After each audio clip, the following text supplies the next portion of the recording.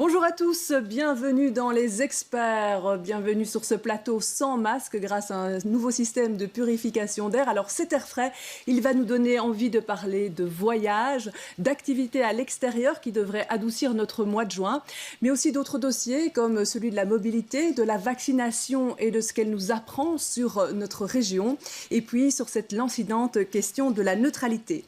Pour analyser cette actualité de la semaine, à mes côtés, deux experts, deux journalistes. Salwa Boujour, bonjour. Bonjour Stéphanie. Alors, vous êtes journaliste et vous présidez une association qui s'engage au nom des travailleurs et travailleuses des médias belges issus de groupes de la minorité, notamment pour renforcer leur visibilité. Tout un vaste combat, je pense. En effet. Karim Fadoul, vous couvrez l'information bruxelloise depuis plus de 20 ans. Autant dire que vous avez un regard sur cette évolution de cette région. Aujourd'hui, vous êtes à la RTBF. Bonjour. Voilà, bonjour à tous. On démarre cette émission avec une envie de vacances. Comment voyager cet été alors que les instances européennes sont en train d'accorder leur violon sur le certificat sanitaire. Du côté de l'aéroport, on se prépare. C'est un reportage de Thomas Dufrane, Yannick Van Gansbeek et Corinne de Beul. C'est une conférence de presse qu'ils rêvent de donner depuis de longs mois. Les patrons de Brussels Airlines, Brussels Airport et TUI Belgium côte à côte pour la relance. Un message, ici l'été sera sûr, gestion de flux, testing sur place et beaucoup d'enthousiasme. On est très content aujourd'hui de pouvoir annoncer le programme pour l'été avec plus de 170 destinations, 50 compagnies aériennes présentes. On compte sur la vaccination, le certificat vert et des destinations soleil. Brussels Airlines opte pour la flexibilité totale avec des billets échangeables sans frais jusqu'au 31 juillet. Si les règles changent, si la situation épidémiologique change et que si les clients ne peuvent pas voler vers la destination prévue, ils peuvent alors réserver un autre vol. Quant à la relance, elle va encore prendre un peu de temps. Dans la capitale, la plupart des agences de voyage sont toujours fermées. Ici à Etterbeek, les gérants répondent au téléphone, mais le carnet de commandes reste vide. Beaucoup de demandes d'informations. Les gens ont envie de partir. Ils veulent partir le plus rapidement possible, mais ils veulent des garanties. On espère que tous ces gens vont passer quelques jours avec les informations, qui vont revenir et qui vont réserver, mais pas encore. Ici, comme à l'aéroport, on espère en savoir plus d'ici la semaine prochaine avec un sommet européen consacré au fameux certificat vert. Alors, les négociateurs européens sont arrivés à un accord jeudi soir par rapport à ce certificat sanitaire. Projet d'accord qui sera soumis au Conseil et puis ensuite au Parlement européen le 7 juin.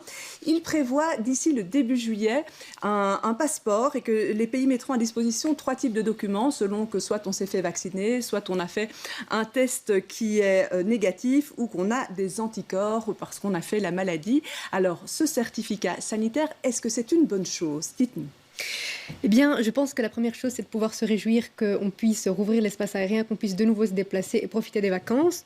Après, eh bien, c'est un certificat sanitaire qui pose question, évidemment, pour les libertés individuelles, les questions de vie privée, et qui peut, dans certains cas, être discriminant, parce que pour les personnes qui ne souhaitent pas, par exemple, être vaccinées, parce qu'elles ont le droit de le faire, eh bien, elles devront réaliser des tests si elles veulent voyager, et ces tests ne seront pas toujours remboursés. Donc, ça dépend vraiment des zones géographiques. Il n'y a pas encore eu vraiment d'accord par rapport à ça. Et puis, il y a la question de la quarantaine qui se pose toujours. Est-ce que quand on est vacciné et qu'on voyage, la question de la quarantaine est toujours d'actualité ou pas? Ça va dépendre des pays dans lesquels on se rend. Donc, voilà.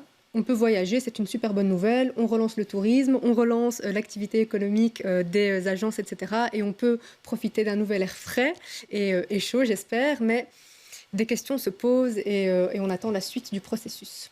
Karim Fadoul, vous posez des questions aussi? Oui, on se pose des questions, bien évidemment, parce qu'il faut faire attention à ne pas rogner sur les libertés. Enfin, pour retrouver des libertés, il ne faut pas rogner sur d'autres libertés. Je pense que c'est essentiel dans un état de droit, dans plusieurs états de droit, puisqu'ici c'est un processus européen. Il faut faire attention à ne pas imposer une vaccination, par exemple. Les gens ont le droit de ne pas vouloir se faire vacciner, même s'ils ne sont pas anti-vax ou complotistes. Ils ont le droit de choisir, se détourner de la vaccination. C'est leur droit le plus strict. Il faut faire aussi attention à ne pas discriminer. Discriminer dans le sens où on a parlé des tests PCR. J'entends dire Didier Reynders, commissaire européen à la protection des consommateurs, dire qu'on pourra aussi solliciter des tests salivaires, donc des tests rapides, qui sont beaucoup moins coûteux. J'entends également que l'Europe va intervenir financièrement dans les tests PCR, qui sont beaucoup plus coûteux. Et en fonction des pays, vous avez parfois des différences de prix assez flagrantes et assez étonnantes. Donc, attention, on peut voyager, réjouissons-nous, mais il faut que tout le monde soit traité de la même manière, que tous les vacanciers cet été puissent être traités de la même manière. Et puis, il faudra voir aussi jusqu'à quand va durer ce passeport, ce certificat. Est-ce qu'il a une durée limitée? Est-ce qu'il va perdurer une fois qu'on sera quitte avec le coronavirus? Donc, toutes ces questions-là encore, on n'a pas totalement de réponse. On n'a pas toutes les réponses. Eh bien, merci. On va écouter l'avis de nos deux invités sur cette question des certificats sanitaires. Aujourd'hui, on reçoit deux responsables communaux d'importance. Cécile Jodogne, qui est bourgmestre faisant fonction de Schaerbeek, et Bernard Van Nuffel, qui est premier échevin à Gette.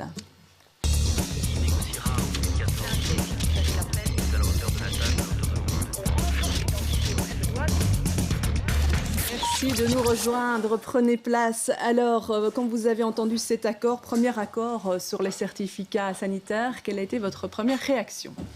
Cécile Jodogne? Plutôt positif, en disant que l'envie quand même de bouger, elle est importante, et donc d'avoir un pass qui permette bien sûr les différents choix, c'est-à-dire soit la vaccination, soit le test PCR, soit l'immunité, donc pas uniquement la vaccination, c'est important. Et donc voilà, j'espère que ça va permettre effectivement à chacun de pouvoir un peu respirer. Et le fait que ce soit évidemment une décision au niveau de l'ensemble des pays membres est essentiel.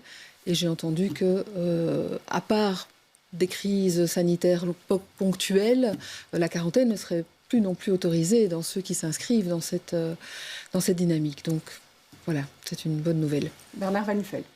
Oui, mais je pense que... Bonjour d'abord. Bonjour. Je pense que c'est effectivement une décision importante qui a été prise là au niveau européen, qu'elle va permettre d'organiser plus sereinement l'été qui vient et de nous permettre, oui, effectivement, de pouvoir circuler à nouveau plus librement au sein de l'Union européenne dans des conditions équitables pour tout le monde. Voilà. Est-ce que vous avez beaucoup de questions au niveau des communes par rapport au départ en vacances? Ce sont des choses qui arrivent chez vous pour l'instant?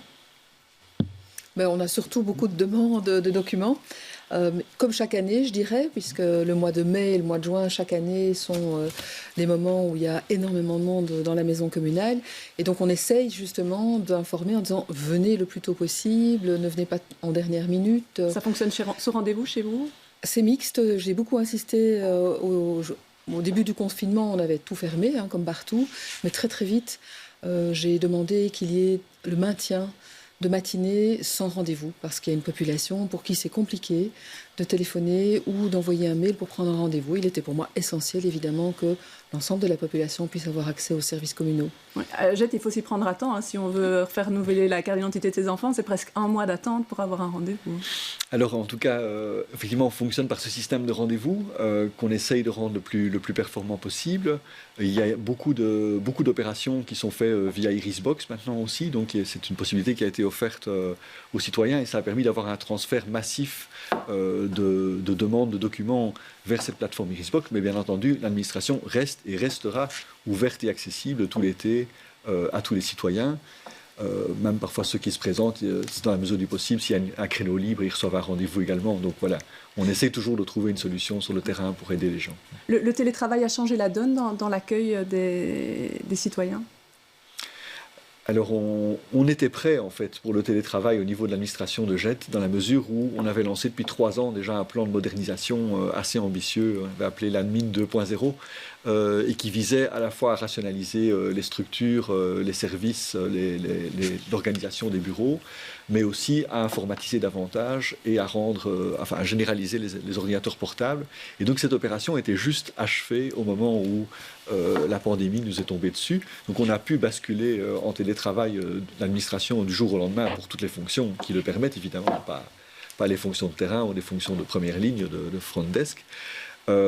Mais grâce à ça, on a eu cette capacité à s'adapter et à continuer à pourvoir le service à la population.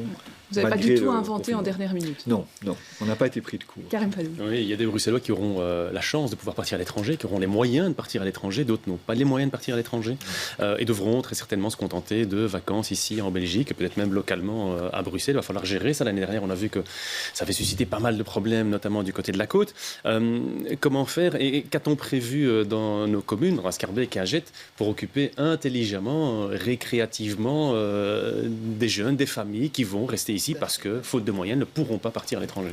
Alors, pour Schaerbeek, l'année dernière déjà, on a mis sur pied tout ce qu'on appelait un peu été jeune au Bruxelles. Et donc, Schaerbeek, pour des activités donc multiples. Et cette année-ci, le programme sera encore plus diversifié. Donc, notre volonté a été vraiment de dire il faut qu'on amène des activités pour les jeunes dans les quartiers. Et donc, en collaboration avec tous les services compétents et les échevins aussi, on a mis sur pied un programme très complet au niveau de la prévention urbaine, du service jeunesse, de la culture, de la cohésion sociale, enfin, l'ensemble des partenaires, avec des associations, a mis sur pied un programme qui sera très dense, à proximité, dans les quartiers, avec une partie aussi de stages qui seront liés à bas seuil, donc accessibles pour tous et même gratuits. C'était pour nous essentiel. Et donc, bien sûr, avec aussi un retour d'activité au parc Josaphat pour le week-end. Donc, c'était un enjeu effectivement important et on l'a maintenu cette année-ci et même renforcé. Alors, un autre enjeu pour les communes, pour l'instant, c'est la fameuse vaccination. Certaines communes ont un centre sur leur territoire, c'est le cas à Schaerbeek, d'autres n'en ont pas, c'est le cas à Jette. Et c'est aussi le cas à Saint-Josse, qui avait un score de personnes vaccinées assez peu élevé. Depuis ce jeudi, un petit centre temporaire, ouvert une fois par semaine, y a ouvert ses portes. On y a fait un reportage avec Yacine Moussati, Yannick Van Gelsbeek et Besnik Niki. Je me présente, je travaille pour la commune de Saint-Josse. L'objectif ici, c'est de solliciter pour la vaccination. Depuis ce matin, Sana parcourt le marché de Saint-Josse à la rencontre des personnes non vaccinées. Et pour les aborder, elle a sa propre méthode. Il est important de solliciter les gens avec amour, avec solidarité et surtout avec humanisme. Parce qu'aujourd'hui, ce virus nous a vraiment éteints, socialement parlant. Et là, aujourd'hui, j'ai le besoin et l'envie de solliciter les gens afin qu'ils aillent se faire vacciner pour se sauver.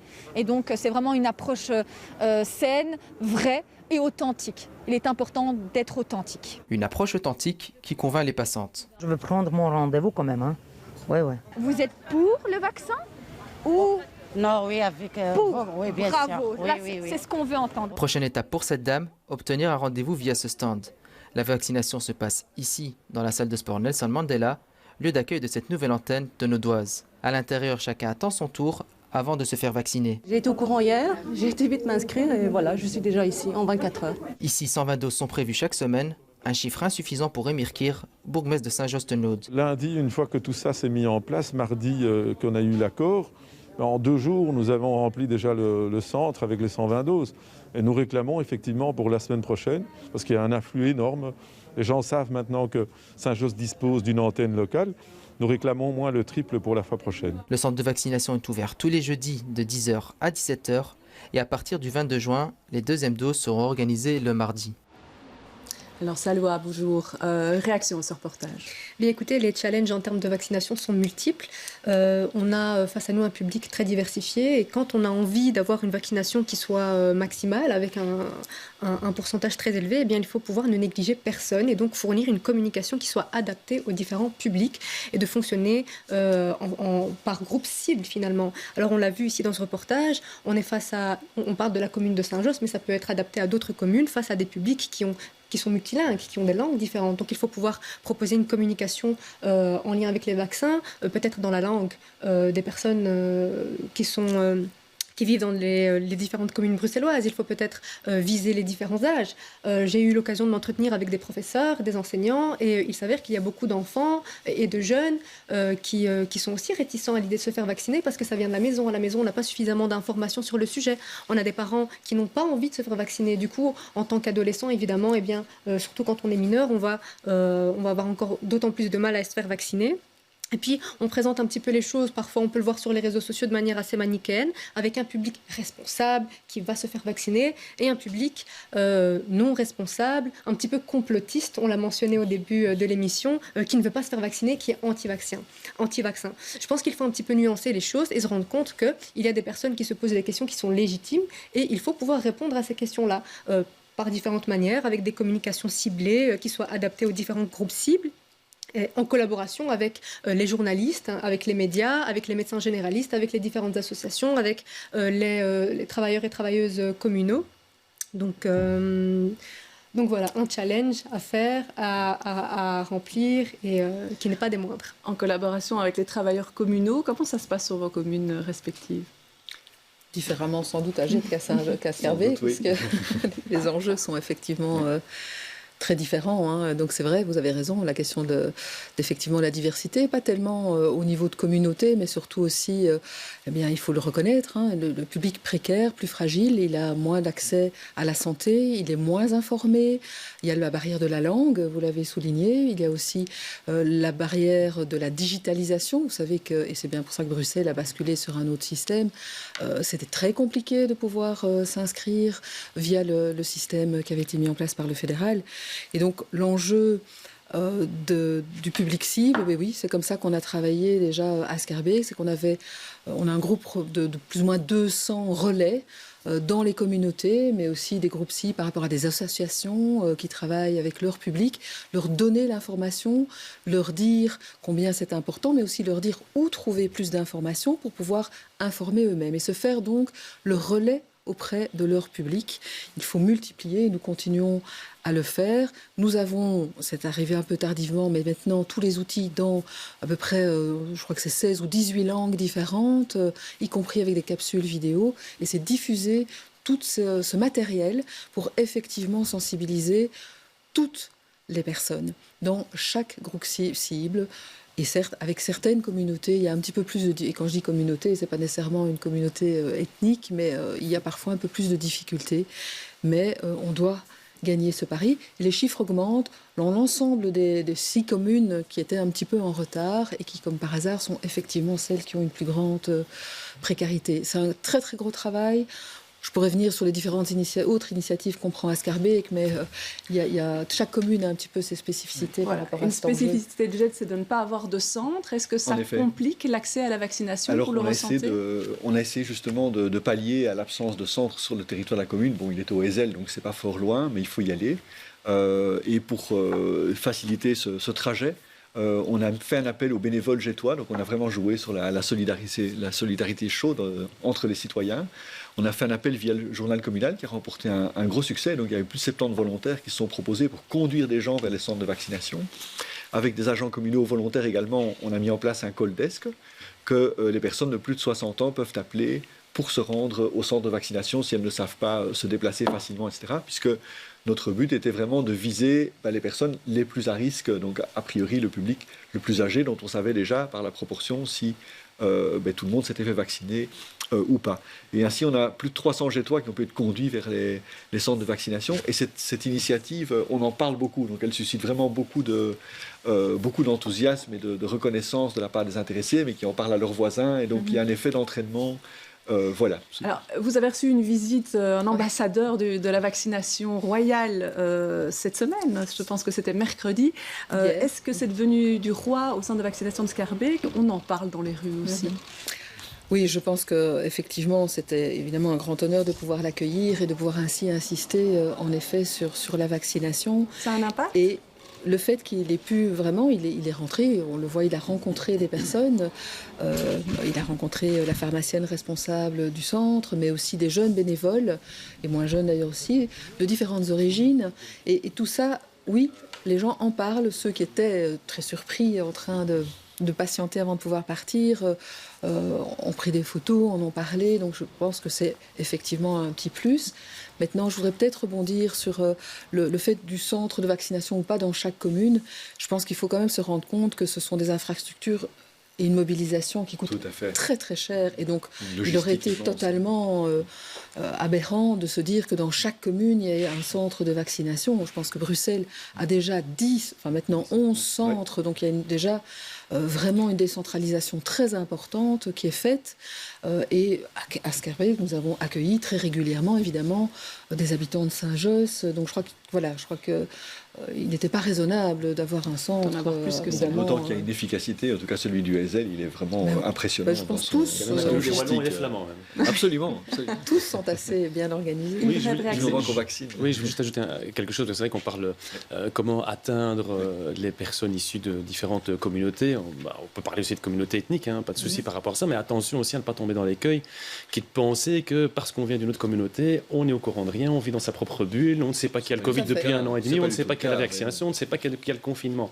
C'est faux, bien évidemment, c'est hyper réducteur, mais souvent c'est un peu la réflexion que certaines personnes peuvent avoir par rapport à ces différentes communautés. La réflexion aussi qu'on a eue l'année dernière, lorsque à Anvers, on a ciblé les personnes issues de la communauté juive qui ne respectaient pas les gestes barrières notamment. Mais c'est pour ça qu'il faut parler de langue, de fracture numérique, de moindre accès à la santé vu la précarité. Donc voilà, je pense qu'on est d'accord. Alors, on va faire une petite pause avec les têtes d'affiche, cette rubrique où on vous propose 5 personnalités. On commence par vous, Bernard Van Nuffel. La première personne est Jürgen Konings, cet ennemi public numéro 1 qui est traqué depuis plusieurs jours. Puis il y a Maman qui descend de scène, de chez... Ah, non, ça c'est Caroline Désir. Maman qui descend de scène. Caroline Désir, c'était parce qu'elle ne compte pas interdire l'écriture inclusive comme en France. Et puis l'auteur inconnu de ces fameux panneaux de circulation, plutôt fantaisiste. Qui est-ce que vous choisissez ? Je vais choisir l'auteur de l'Omelette, puisque c'était sur le territoire de ma commune qu'on a vu fleurir ce panneau, et d'autres apparemment. Est-ce qu'on en sait plus ? Alors, j'ai un petit soupçon sur qui ça pourrait être, mais je ne suis pas sûr de moi, donc je ne vais rien en dire. Mais en tout cas, une présomption d'innocence, ou une présomption d'auteur, si je puis dire. Mais en tout cas, c'est une initiative qui a fait beaucoup sourire, qui était bien inoffensive, puisque voilà, vous voyez où le panneau est posé, il ne posait aucun danger.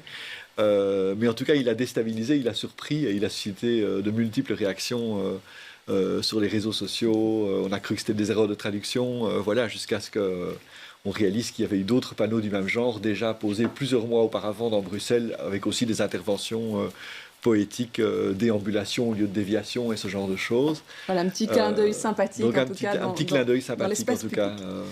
Alors, on passe à Cécile Jedogne. Pour vous, 5 autres personnalités. L'ancienne élue politique Magdeleine Wilhelm-Bonen, qui est décédée cette semaine. Ceux qui suivent l'actualité bruxelloise depuis longtemps la connaissaient. L'artiste architecte Jacques Mouscal, qui a une rétrospective à Beaux-Arts pour l'instant. Yann Yambon et ses déclarations sur la fête au jardin. Et puis Roberto Martinez pour sa sélection des Diables Rouges. Bien, ceux qui me connaissent se doutent que je vais choisir Jacques Mouscal, architecte et artiste, qui a plusieurs interventions dans Bruxelles d'ailleurs. Voilà, donc ma fibre artistique et architecturale et patrimoniale. Pourtant, en préparant cette émission, on a trouvé une photo dans les archives qui aurait pu penser que vous alliez choisir les Diables Rouges. Je ne sais pas si on peut la mettre à l'antenne, cette photo. Et ceci nous sert à lancer le sujet suivant, qu'un petit souffle de liberté devrait flotter sur le mois de juin, avec une série d'assouplissements. Et puis, dès le 13 juin, ce sera le début de l'Euro de foot. Avec cette question, où y aura-t-il des écrans ? De quelle taille ? Ce n'est pas encore entièrement tranché. Les bourgmestres en discutent. Regardez ce reportage de Camille Tanquin, Morgane Van Obroek et Emmanuel Carpio. Des milliers de Bruxellois qui fait dignement but des Diables Rouges devant un écran géant. Cette année, ce genre de rassemblement est interdit, alors se pose la question de l'Euro de football cet été. Pour l'instant, dès le 9 juin, seules 400 personnes pourront se rassembler à l'extérieur. Impossible pour certains bourgmestres d'installer un écran géant. Sur quels critères les choisir ? C'est un spectacle gratuit et j'ai pas envie d'avoir 400 épifew et puis d'avoir 11 500 personnes qui sont frustrées à l'extérieur, sans compter les problèmes de sécurité que ça peut poser. Alors pour regarder le match, plusieurs pistes sont envisagées. En 2018, un arrêté interdisait aux bars de tourner leur écran vers l'extérieur pour éviter le blocage des voiries. Cette année, c'est différent. Vu l'absence de grands rassemblements, on se dirige vers cette solution. Aujourd'hui, on le sait, c'est à l'extérieur qu'on contamine moins. Il y a des mesures à prendre, évidemment. Et donc, tout ce qui peut favoriser le fait que les gens ne se retrouvent pas à l'intérieur, chez d'autres, avec ce qu'on sait, des cris de joie, des embrassades et tout, c'est mieux de le faire dehors. Mais il faut l'organiser. Reste à encadrer cette mesure avec des règles à respecter. Pour ça, les bourgmestres bruxellois ont besoin de réponses du fédéral. Tout ça est encore en débat. Je vais, moi, et téléphoner et faire un mail argumenté à la haute fonctionnaire. L'optique étant, comme je vous l'ai dit, d'abord d'avoir des instructions claires et ensuite de travailler par consensus en étant évidemment unanime sur l'ensemble des 19 communes. L'Euro commence dans moins d'un mois. La décision finale devrait tomber dans 2 semaines. Une chose est sûre, elle s'appliquera sur l'ensemble des 19 communes. Voilà, avec un premier match le 12 juin. Alors à Jette, comment est-ce qu'on se prépare ?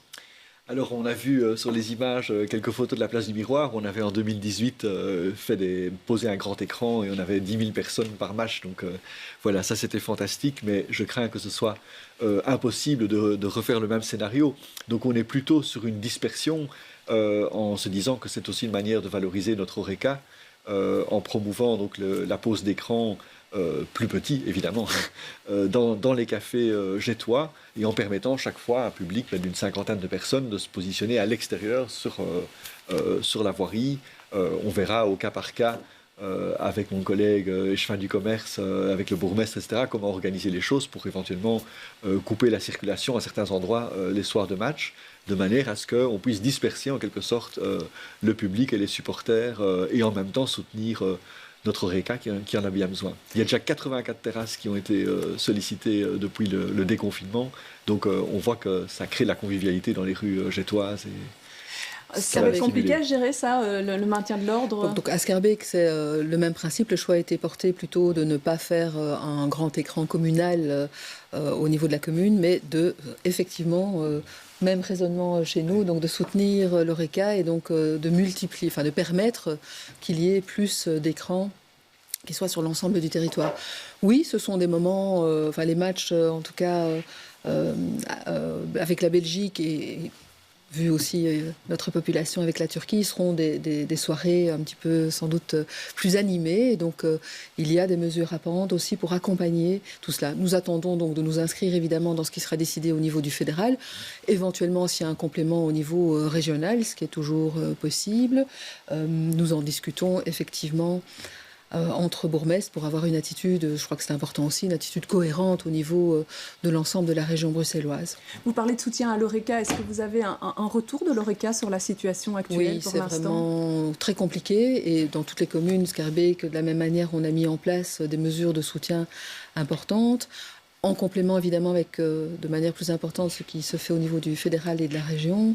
À Schaerbeek, entre l'annulation des taxes terrasses, des campagnes spécifiques avec des chèques qui pouvaient être mis en place, on est à 350 000 euros au niveau spécifiquement de l'Horeca, donc d'aide pour eux. Alors évidemment, ça peut paraître une goutte d'eau, mais ce sont quand même des charges qu'ils n'ont plus ou des consommations supplémentaires, notamment ce chèque qui a été distribué, c'est un retour estimé à 150 000 euros de cash pour les différents commerces. Et c'est ce type de mesure, est-ce que ça ne met pas un peu à mal les finances communales ? C'est sûr que c'est un impact, mais il faut le voir sur l'ensemble de l'impact de la crise Covid. Pour Jette, on l'a chiffré à de l'ordre de 1,5 million d'euros, qui est le poids de la crise Covid sur l'ensemble des mesures. Là-dedans, il y a les aides directes qu'on a fournies, tout comme Schaerbeek, en complément donc, aux aides régionales et fédérales à l'ensemble des commerces et avec une aide particulière spécifique complémentaire pour l'Horeca.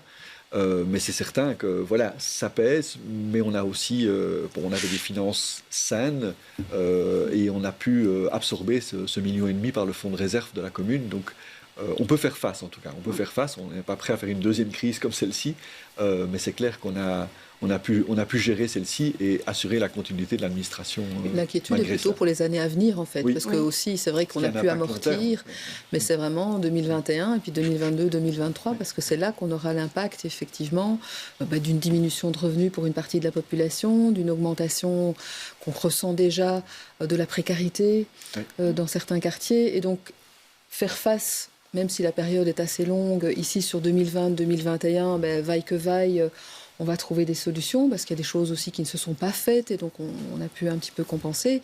Mais c'est vraiment l'inquiétude pour les années à venir qui est réelle. Là, on est à la moitié de la législature, plus ou moins. Est-ce que ça veut dire qu'on va devoir revoir le programme des projets qu'on a envie de faire, de revoir ça à la baisse ? Alors je veux dire que le programme d'investissement, lui, a priori, il n'est pas spécialement touché. Ce qu'il y a, c'est que la crise Covid a eu un impact sur la réalisation des investissements communaux, notamment en termes de travaux publics, mais aussi de rénovation d'immeubles, etc. Parce qu'il y a quand même eu plusieurs mois pendant lesquels les fournitures n'ont pas suivi. Donc on a eu un certain nombre de chantiers qui ont été ralentis ou mis à l'arrêt. Donc voilà. Mais cette période-là est passée, elle est derrière nous. Donc à ce niveau-là, je dirais que tout a repris. Mais sans doute qu'il y aura dans les années à venir, la seconde moitié de législature, un impact sur le budget ordinaire, sur le budget des recettes communales, notamment en termes de précompte professionnel, par exemple. S'il y a des pertes d'emplois massives dans certains secteurs, ça va se ressentir à un moment avec 1 ou plusieurs années de décalage. Et c'était aussi le budget du CPAS qui risque de peser davantage sur le budget communal. Oui. Juste peut-être souligner à cette occasion-ci que l'impact de cette crise a été très très important sur les administrations, c'est très clair, mais que l'enjeu à Schaerbeek a toujours été de maintenir l'ensemble des services avec la qualité, mais aussi de continuer à travailler sur les projets d'avenir. Et donc pour éviter justement que les choses ne se ralentissent, c'était un sacré défi, ça reste très très lourd, parce que les enjeux ils sont multiples, et donc se dire ok, il faut continuer à travailler évidemment le mieux possible, le plus possible, avec beaucoup de projets qui sont sur la table à Schaerbeek, mais en plus évidemment gérer cette crise. Donc ce sont des moments de tension importants, et je voudrais vraiment souligner et féliciter globalement dans l'ensemble des communes, il y a vraiment une réactivité et une adaptabilité quand même assez remarquable. Alors il y a un cas un peu particulier à Jette, c'est que normalement le majorat devait changer de main en cours de route pendant cette législature, vu qu'on est dans cette crise-là. Qu'est-ce qu'il en est? Est-ce qu'on en sait plus au niveau du timing et du casting? Alors ça, c'est pas une crise, c'est le bourgmestre lui-même, Hervé Doyen, qui a annoncé... Oui, donc il y a la crise sanitaire et ses impacts à gérer. Oui. Et donc, est-ce qu'on reste dans cette épure, dans cette idée de changer en cours de route? A priori, il a annoncé son départ du majorat vers son anniversaire, donc vers novembre 2021. Donc voilà, ça s'approche. Et le casting, il n'a pas encore été communiqué. Donc on va en laisser la primeur à la liste du bourgmestre. Le suspense continue. Le suspense continue. Allez, on va enchaîner, sauf si vous avez encore un élément sur ce dossier-là. Non. On va enchaîner alors avec un des projets coûteux qui continue malgré la crise, c'est celui du métro. Avec un petit coup de gueule de la commune d'Uccle concernant le futur de la station Albert. C'est un reportage de Jean-Christophe Pesès, Paolo Kuhn et Stéphanie Mira. La station Albert à Forêt. En 2025, elle est appelée à devenir un pôle multimodal avec le terminus du métro 3 et de plusieurs lignes de tram, mais pas celle du 7. Actuellement, son terminus est situé place Van der Kindere à Uccle et l'engagement avait été pris de le déplacer à la station Albert et d'améliorer ainsi la desserte d'Uccle. Or, le bourgmestre de la commune a constaté qu'actuellement, rien n'est prévu en ce sens dans le permis. Une situation qu'il dénonce. C'est un revirement complet. Ça n'est pas correct parce qu'en réalité, en termes d'offres de transport en commun, en particulier pour les Uclois, ça les coupe encore un peu plus puisque c'est une rupture de charge supplémentaire. Et je ne peux pas comprendre ni accepter cette politique de soi-disant mobilité qui vise finalement à réduire encore l'attractivité des transports en commun. Pour faire de la station Albert le terminus du 7, l'aménagement d'une arrière-gare doit être réalisé. Et la STIP confirme que le permis ne le prévoit pas. La construction de ce terminus dépend des réflexions en cours au niveau politique sur le futur tracé du tram 7. Plusieurs options sont sur la table et elles sont toujours à l'étude. Une extension de la ligne 7 est effectivement à l'étude, soit via une liaison souterraine, ou alors en surface, ou une combinaison des deux. C'est sur cette question qu'aucun accord politique n'a encore pu être trouvé. Au cabinet de la ministre de la Mobilité, on indique que l'objectif est évidemment que le tram 7 ait son terminus à Albert et que différents scénarios sont toujours à l'étude. Mais pour le bourgmestre d'Uccle, l'attente a assez duré. Pour le bourgmestre d'Uccle, l'attente a assez duré. Une réaction, Salwa? Mais je pense qu'il y a beaucoup de personnes qui attendent l'immersion de ces métros à Bruxelles depuis de nombreuses années. Donc on le voit, il y a encore pas mal de choses qui ont besoin d'être élucidées. Écoutez, moi je ne peux qu'espérer que tout soit fait le plus rapidement possible parce que je prends les transports en commun et je peux vous dire que quand on doit traverser Bruxelles, on perd énormément de temps quand on doit aller du nord au sud et qu'on doit traverser toute la capitale. Et je pense que la création de métro, qu'il soit à Schaerbeek ou même à Uccle, va raccourcir justement le temps de passage dans les transports en commun et permettre aux gens d'avoir une mobilité beaucoup plus intéressante. Alors à Schaerbeek, est-ce que ça avance ?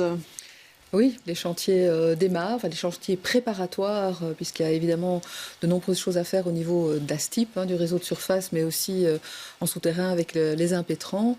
Ça va être une période très difficile, il ne faut pas le cacher, il ne faut pas le nier. Ça va être une période très très difficile que ces travaux de la gare du Nord, en passant par la place Litz, qui est un nœud dans tous les sens du terme, qui est déjà, oui, ce que je dis, les chantiers ont démarré. Donc c'est un nœud dans tous les sens du terme, la place Litz, mais aussi la place Collignon. Et puis Riga. Donc ça va être une période difficile. Malheureusement, ce n'est pas encore pour demain. Donc les travaux vont durer un certain temps.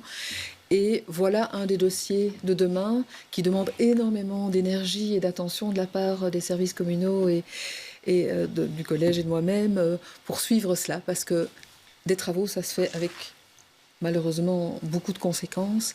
Et donc encadrer tout cela pour que les nuisances soient les moins difficiles et les moins nombreuses possibles pour les riverains va être un enjeu de tous les jours. Et heureusement, nous travaillons avec Belliris, la STIP, la région et la commune pour essayer de minimiser tout cela. Ouais, la gestion de la crise sanitaire ne vous prend pas tout votre temps, vous en avez encore pour ce Disons genre de dossier. que, comme je le disais, elle se rajoute aux dossiers qui prennent déjà eux aussi beaucoup de temps. Ouais. Du côté de Jet, là, c'est plutôt un tram qui est en chantier. Oui, on va dire qu'on a déjà une expérience des gros travaux, puisqu'on a eu la nouvelle ligne 9, alors c'est une ligne de surface. Donc voilà, avec tous les avantages que ça comporte, c'est que ce sont des travaux beaucoup moins lourds que les travaux souterrains. Malgré tout, c'était 2 km de chantier dans la commune. La deuxième phase maintenant du tram 9 est en train de se terminer, donc au niveau de l'avenue de l'Arbre-Ballon, qui va rejoindre la station de métro Roi-Baudouin. Mais on a d'autres grands projets avec la STIP sous cette législature, notamment l'arrêt cimetière de Jet et toutes les voiries aux alentours, où il y aura vraiment un pôle multimodal, tram, bus, taxi, etc., qui va se mettre en place avec déplacement du terminus du 62. Ce sont des très grands travaux. Il y aura la rue Léon Théodore également, très impactant. Et donc, comme on avait fait pour le tram 9, on a mis en place un comité d'accompagnement communal dans lequel on a cette fois-ci associé des citoyens, un panel citoyen par tirage au sort, qui sont les habitants de la rue Léon Théodore. Parce qu'il y a beaucoup d'inquiétudes. Parce qu'il y a beaucoup d'inquiétudes par rapport à ça, par rapport à la gestion du chantier, par rapport au stationnement, et toutes ces inquiétudes sont légitimes. On a également associé les commerçants, qui ont beaucoup d'inquiétudes aussi, et elles sont toutes aussi légitimes. Et donc, on fait vraiment des groupes de travail ciblés, zones de livraison, accessibilité, etc., à la fois pour préparer, donc ici on est dans la phase conceptuelle au dépôt du permis, et après, dans la phase de chantier, pour accompagner les travaux, comme on l'avait fait dans le cadre de l'installation du tram 9. Et avec tout cela, on n'a pas parlé du nouveau tram de Neder-Overembeek, pour lequel il y a énormément de réticence de la part des citoyens. Il y a un important mouvement auprès des riverains qui sont contre l'arrivée de ce tram, qui doit remonter depuis je dirais, les environs du pont Van Praat, remonter jusque l'avenue des Croix de Guerre et puis redescendre vers Solvay. Il y a eu un panel, il y a eu exactement, il y a tout un processus. Mais si vous allez sur le terrain, vous allez voir des affichettes partout quasiment, sur toutes les façades de maisons, les vitrines, les fenêtres, parce que les gens visiblement se rendent compte que ça va avoir énormément d'impact et lors du chantier et peut-être par la suite aussi. Je parlais des difficultés dans les projets d'avenir. Il est évident que ceux autour de la mobilité et des transports publics en est un important. Et donc quand on voit à Schaerbeek aussi, et ça m'inquiète, je vous avoue un petit peu aussi, cette polarisation entre ceux qui voudraient aller encore beaucoup plus loin dans un sens ou ne rien faire dans l'autre sens.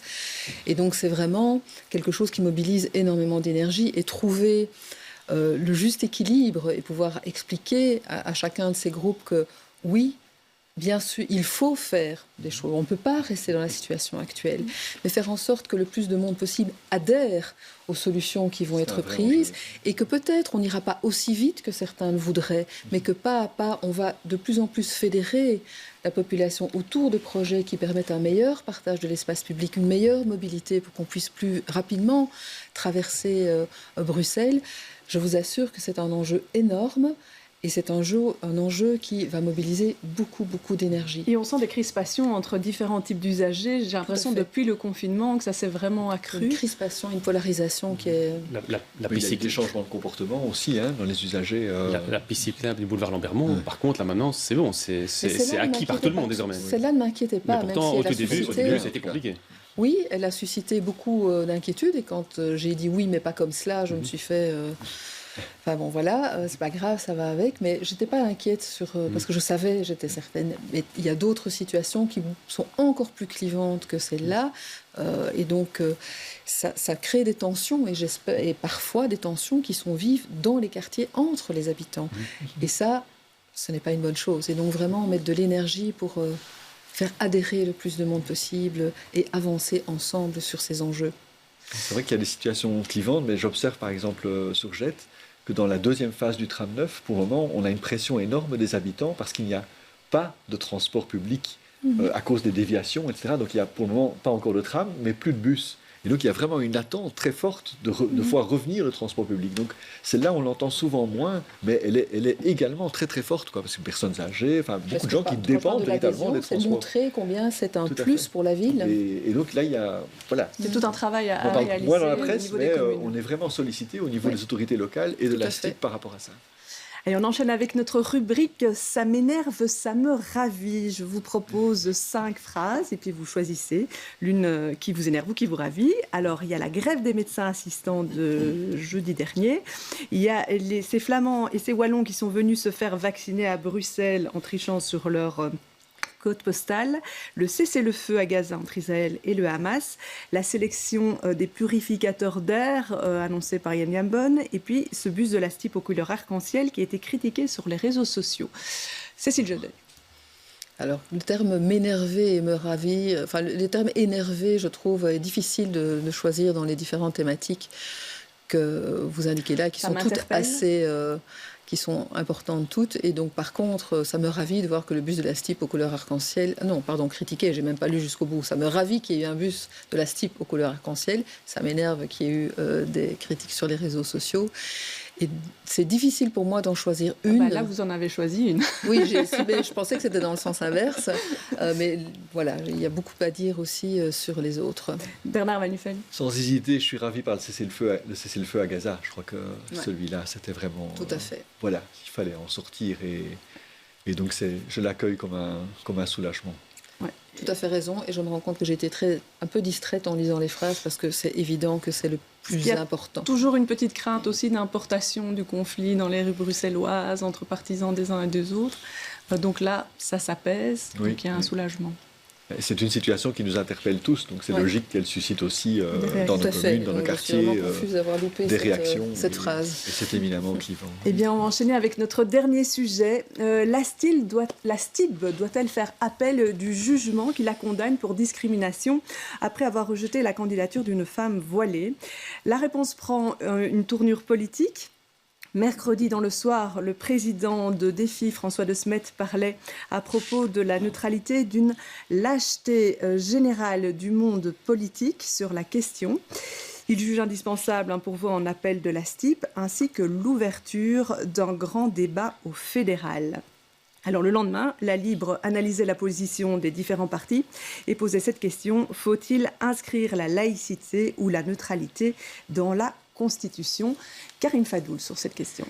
Sur la question d'abord de la STIP, parce que je crois qu'il y a des arguments qu'on peut entendre de part et d'autre, bien évidemment, mais il faut quand même rester factuel et, je dirais, prospectif. Alors, soit la STIP va en appel, gagne et rien ne change. Je dirais c'est le droit qui l'emporte, on est bien d'accord. Soit la STIP va en appel, elle perd, et là il faut changer le règlement d'ordre intérieur de la STIP, bien évidemment, pour pouvoir autoriser le port des signes distinctifs. Ou alors il faut changer le règlement, ça c'est peut-être la troisième solution, c'est changer le règlement d'ordre intérieur de la STIP, et peut-être alors entamer ce grand débat sur la place des signes religieux dans l'administration au sens large, et voir aussi ce qui fonctionne et ce qui ne fonctionne pas. Il y a l'exemple malinois. Malines est quand même géré par un bourgmestre libéral, et on a entendu les libéraux être contre cette décision de justice, où là ça semble fonctionner. Le port du voile est autorisé au sein de l'administration, chez Actiris aussi depuis comme quelques années, ça fonctionne relativement bien. Il n'y a pas eu de plainte visiblement depuis quelques années. Il y a l'exemple aussi dans certaines communes parfois où c'est autorisé, toléré plutôt en back-office qu'avec au contact de la population. Donc il y a des expériences qui existent, qui fonctionnent, mais ce qu'il ne faut pas oublier non plus, parce que j'entends dire il faut un grand débat, c'est qu'on parle de personnes. On parle de personnes. Il ne faut pas déshumaniser non plus les personnes qui portent et les femmes qui portent le voile. Et donc débat oui, mais il faut que ça se fasse aussi avec les personnes concernées. Salwa Boujour, on vous voit opiner du chef. Mais oui, justement, je voulais rebondir là-dessus en proposant ce premier argument de déshumanisation, parce qu'on parle, on utilise des grands concepts de neutralité, de laïcité, mais derrière, il y a des femmes, il y a des histoires, il y a des vies, des femmes qui ont fait un choix que je pense que nous devons respecter. Je tiens à rappeler également que la discrimination à l'embauche est interdite par la loi. On parle du droit qui l'emporte, et bien c'est interdit par la loi. Il y a 19 critères qui sont protégés, et le genre et la conviction religieuse et politique figurent, en fait, ces deux critères figurent dans cette liste. Et je ne peux que me réjouir, en fait, de cette décision de justice qui est en faveur de cette citoyenne qui a été discriminée à l'embauche par la STIB. Et c'est un peu contradictoire parce que la STIB a justement une politique de diversité. Alors, moi, ce que j'appelle ça une diversité à la carte, c'est-à-dire que... Comment ? Et une tradition d'avoir été inclusive dans ses engagements personnels depuis de nombreuses années. Également. Du coup, je trouve ça assez paradoxal de la part de la STIB de discriminer des femmes à l'embauche et de ne pas leur permettre l'accès à l'emploi. Donc, je pense que c'est quand même important de le souligner. On interdit à des femmes de travailler. L'emploi, l'accès à l'indépendance financière est primordial pour l'émancipation des femmes. Et ici, on leur ferme la porte. Et ce n'est que la partie immergée de l'iceberg, parce qu'il y a de nombreux règlements et de nombreux sujets où les femmes qui portent un foulard sont discriminées. Il y a encore très peu de temps, de semaines, elles n'avaient pas l'opportunité d'étudier dans l'enseignement francophone supérieur avec un foulard quand c'était le cas, quand c'était dans un contexte de haute école. Dans certaines entreprises, les ROI permettent de discriminer les femmes à l'embauche. Donc ici, il va non seulement falloir un courage politique, mais également un courage judiciaire, parce qu'il y a un flou finalement juridique sur ces questions-là. On nous parle d'une discrimination à l'embauche qui est interdite, mais on autorise des règlements d'ordre intérieur qui sont discriminants. Et puis dernière chose, si vous le permettez Stéphanie, c'est cette question de neutralité qui à mon sens est importante, mais la neutralité doit résider dans le service qu'on propose. Donc la neutralité d'apparence, pour moi, c'est un leurre, mais sans nom. Alors, est-ce que c'est naïf ou présomptueux de suggérer que quand on est une personne qui ne porte pas de foulard, on est neutre ? Je ne sais pas, je laisse ça à libre interprétation, mais Monsieur François de Smet, par exemple, qui se prononce, si lui pense qu'il est neutre, je pense vraiment, sincèrement, qu'il se trompe, parce qu'on envoie toute une série de messages par la manière dont on s'exprime, par notre ethnie, par la manière dont on est vêtu. Donc voilà, je pense que la STIB doit montrer l'exemple. C'est le service public, justement, et le service public n'est pas censé discriminer les citoyens et les usagers. Bernard Manuel, est-ce que c'est la STIB qui doit décider s'il va en appel ou pas ? On sait que c'est un conseil d'administration politique, ou est-ce que c'est le politique qui doit à un moment donner une ligne de conduite assez claire au terme d'un débat sur ça ? Alors bon, moi je me garderai bien de conseiller la STIB, je pense que ce n'est pas mon rôle. Voilà, je constate simplement qu'ici, il y a eu une décision de justice qui est fondée sur deux moyens, donc qui est la discrimination de genre et la discrimination sur base de signes religieux. Donc je pense qu'il faut prendre acte de ça, comme vous l'avez dit, Madame Boujour. Et moi, je regrette vraiment cette situation par rapport à la STIB, parce que, comme je l'ai dit, c'est une entreprise qui a une tradition d'inclusivité très grande, mais où on constate, dans les faits, qu'il n'y a que 9 et quelques % du personnel de la STIB qui sont des femmes, contre 15%, par exemple, à la SNCB, donc pratiquement le double. Et donc, il y a vraiment une marge de progression, là. Et ce serait bien de pouvoir inclure un maximum de femmes dans le développement du réseau, des conductrices, du personnel supplémentaire, puisqu'il y a chaque année un volume important de recrutement. Donc voilà, j'espère que la STIB ira vers une politique inclusive, tout en garantissant la neutralité du service presté. Et ça, c'est la priorité dans nos administrations. Par exemple, à JET, on a le devoir de neutralité qui est exprimé très simplement dans le règlement communal, le règlement du personnel, que la STIB n'a pas. Elle n'a pas de règlement qui interdit les signes religieux, je le signale au passage. Et chez nous, il est dit, les agents doivent s'abstenir d'arborer les signes distinctifs et ostensibles d'appartenance politique, religieuse ou philosophique dans l'exercice dans les heures de travail. Et donc tous les mots sont importants. Quand on dit ostensible, c'est le français est précis, c'est qui est destiné à être vu. Voilà, c'est pas le fait de s'habiller Pratiquement, alors voilà. ça veut dire que vous n'avez pas d'employés non plus qui portent le foulard à l'administration. Alors, en pratique, on n'a personne qui porte un niqab au guichet, clairement. Voilà. Mais c'est pas la même chose que s'habiller en portant, je sais pas, en portant un fichu dans les cheveux, en ayant la petite croix de sa première communion à son cou, voilà, qui n'ont évidemment pas une volonté ostensible. Et la même chose, ou arborer un t-shirt, je vote machin, etc. Voilà, donc on est clairement là-dessus, et tout le monde, et il n'y a pas de discrimination générale, il y a une règle pour l'ensemble des signes, qui soient philosophiques, religieux ou politiques. Je pense que ça c'est utile dans une administration. Si vous le permettez, ici qu'on compare quand même des pommes et des poires, donc déjà mentionner l'existence du niqab, je pense que c'est quand même excessivement anecdotique parce je pense qu'il y a quasi personne qui porte un niqab à Bruxelles. Et puis pourquoi est-ce qu'un crucifix serait plus accepté qu'un foulard ou qu'une kippa? Enfin, je pense que c'est important de placer tout le monde à la même enseigne. Et c'est ce qui est fait au travers du... La même chose pour une grande croix ou une... Sans discriminer les gens, c'est-à-dire qu'on pourrait permettre aux personnes de venir travailler comme elles le sont, sans les discriminer, et ici, en l'occurrence, sans les discriminer en plus sur base du genre, et également permettre une société qui soit beaucoup plus inclusive, de favoriser l'égalité des chances, parce que quand on est une femme, c'est déjà compliqué. Alors, je pense que c'est quand même complètement paradoxal de venir taper sur des personnes qui sont déjà minorisées. En tant que femme, c'est déjà difficile, et en plus, quand on porte un foulard, davantage. Donc, à un moment donné, si on a envie de favoriser la cohésion sociale, qu'on a envie de favoriser une société qui soit inclusive, il faut pouvoir mettre en œuvre les choses qui vont dans ce sens-là. Alors, Cécile Jodun, on entend d'un côté votre président de parti qui est très très clair par rapport à ça. D'un autre côté, dans votre commune, il y a une commission qui étudie maintenant la question de port de signes... où est-ce qu'on en est? Convictionnel, oui. Donc, je pense d'abord, en préambule, dire vraiment que je crois que c'est un débat qui doit se porter effectivement au niveau du fédéral et pas au niveau d'une entreprise ou d'une école supérieure ou pas, ou au niveau d'une administration dans une commune, mais pas dans les autres communes. C'est un enjeu important et il faut qu'il soit discuté au plus haut niveau. Donc au niveau du fédéral, certainement, à défaut éventuellement au niveau régional, mais on ne peut pas se retrouver éventuellement avec des règlements qui seraient différents. Déjà d'une école à l'autre, c'est quand même un peu compliqué. D'une commune à l'autre, c'est vers ça qu'on est en train d'évoluer. Mais je le regrette. Je ne sais pas si c'est vers ça qu'on va évoluer. Je trouve que ce n'est pas comme cela, en tout cas, qu'on doit procéder sur un projet comme celui-là. Que des politiques ou... Alors, donc quand je parle d'un enjeu qui est large au niveau du fédéral, donc il faut évidemment, mais ça même au niveau du fédéral, quand on prend des enjeux comme ça, on auditionne des gens, on écoute, on se renseigne, on s'informe, on rencontre. Alors à Schaerbeek, et à nouveau, je trouve que ce n'est pas le niveau qui devrait prendre des décisions. Et quoi, ce serait différent dans la commune d'à côté ou pourtant vous au avez sud cette de Bruxelles. commission.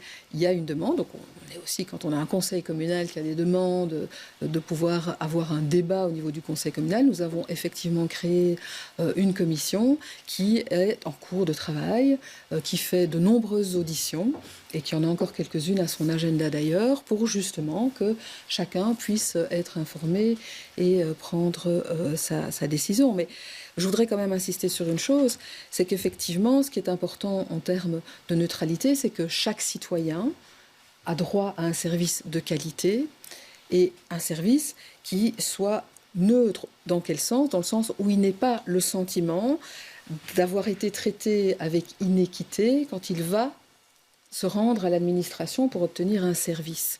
Et donc, la neutralité, elle doit être vue du point de vue du citoyen qui va demander un service à l'administration.